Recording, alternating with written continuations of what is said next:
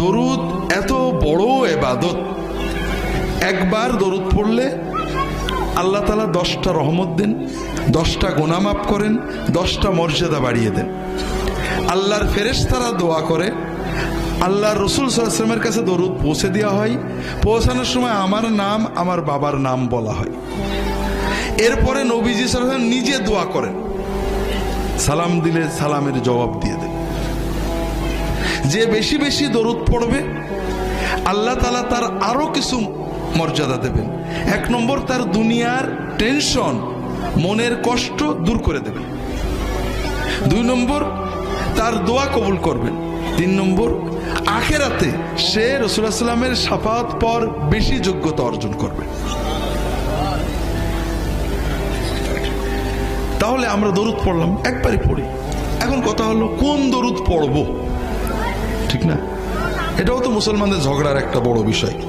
মুসলমানরা নামাজ রোজা নিয়ে ঝগড়া করে না, হালাল খাওয়া নিয়েও ঝগড়া করে না, কারণ এগুলো আল্লাহ কোরআনে বেশি বলেছেন। আর যেগুলো আল্লাহ কোরআনে বলেননি, রাসূলুল্লাহ সাল্লাল্লাহু আলাইহি ওয়াসাল্লাম মোটে বলেননি, এইগুলো নিয়ে ঝগড়া করে। দরুদ আল্লাহর ইবাদত, ঠিক না ভাই? তবে এটা আল্লাহর কাছে চাওয়া। আপনি যদি না পারেন এমনি বলেন আল্লাহুম্মা সাল্লি আলা মুহাম্মদ, এটাও দরুদ। আল্লাহুম্মা সাল্লি আলা মুহাম্মাদিন ওয়া আলিহি ওয়া সাল্লিম, এটাও দরুদ এবং সালাম। তবে রাসূলুল্লাহ সাল্লাল্লাহু আলাইহি ওয়াসাল্লাম যেটা শিখিয়েছেন সেটা উত্তম। রাসূলুল্লাহ সাল্লাল্লাহু আলাইহি ওয়াসাল্লাম যেটা শিখিয়েছেন, আপনি যদি আল্লাহর কাছে নবীর, তার হাবিবের ভাষায় দরুদ পড়েন, দোয়া করেন, আল্লাহ বেশি খুশি হবে না? তাড়াতাড়ি কবুল হবে না? হ্যাঁ, এই জন্য রাসূলুল্লাহ সাল্লাল্লাহু আলাইহি ওয়াসাল্লাম আমাদেরকে দরুদ ইব্রাহিমী শিখিয়েছেন, নামাজে আমরা যেটা পড়ি।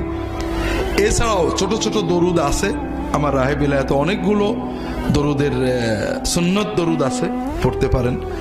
যে কোনো দরুদ আপনি একবার পড়লেন, এখনো শেষ হয়নি, আপনি আল্লাহর জিকির করলেন আজানের সাথে, নবীর দরুদ পড়লেন।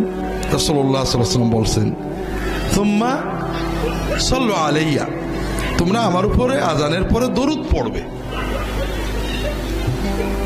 আমাদের দেশে নেই, বাংলাদেশের অনেক জায়গায় আছে। আজানের আগে দরুদ পড়ে, আবার আপত্তি করলে ঝগড়া করে, নবীর দরুদ পড়ো, তোমার কি? নবীজি বললেন আজানের আগে পড়তে না পরে পড়তে? পরে পড়তে। ভালো কাজ নবীজির নিয়মের বাইরে করলে কি ভালো থাকে?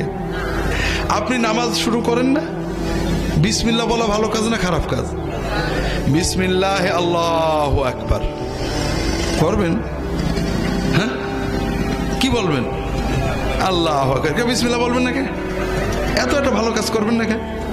কারণ এই সময় নবীজি বিসমিল্লাহ বলা শেখাননি, এই সময় আল্লাহু আকবার বলাই হলো বিসমিল্লাহ। কথা বোঝেননি? আবার যখন আমরা কুরবানি করবো, জবাই করবো, তখন কি বলবো? বিসমিল্লাহ আল্লাহু আকবার, এটা ঠিক আছে। ওই সময় নবীজি বিসমিল্লাহ আল্লাহু আকবার বলেছেন। কথা বোঝেননি? কাজেই ভালো কাজ, আপনি নামাজ পড়বেন, আউযু বিল্লাহি মিনাশ শাইতানির রাজিম, বিসমিল্লাহির রহমানির রহিম, আল্লাহু আকবার বলবেন নাকি? আউযু বিল্লাহ ভালো কথা, বিসমিল্লাহ ভালো কথা, কিন্তু ইবাদত বন্দেগী নবীর শিক্ষার বাইরে যুক্তি তর্ক দিয়ে বানানোর মানেই হলো আপনি নবী মানেন না। নবী যে মানে সে যুক্তি খোঁজে না, সে নবী খোঁজে। আর নবী যে মানে না সে কি খোঁজে? যুক্তি খোঁজে। আমার দেখতে হবে নবী কেমন করে করেছেন আলাইহিস সালাতু ওয়াস সালাম।